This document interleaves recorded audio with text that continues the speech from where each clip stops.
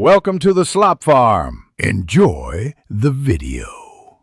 You start by confirming prerequisites so data will be valid. Install only way, sign in, and allow motion and location permissions so the sensors can stream. Once done, charge to at least 50% and enable background refresh to avoid interruptions while tracking. Next, choose the physics tracking mode.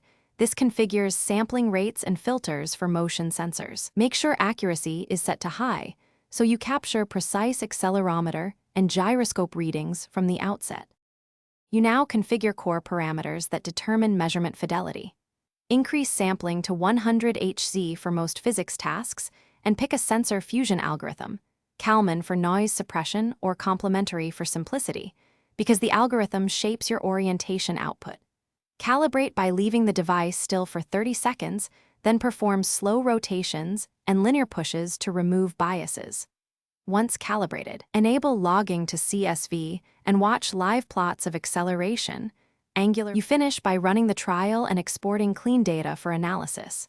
Press record, execute the motions, tag important timestamps, then stop and export CSV or JSON including sampling rate and calibration offsets so your pipeline understands the context. If you see orientation drift or acceleration spikes, recompute calibration and repeat stationary baseline recording. Make sure sampling jitter is low and consider applying a low-pass or median filter in post to remove transient spikes. If problems persist, restart the app and rerun calibration.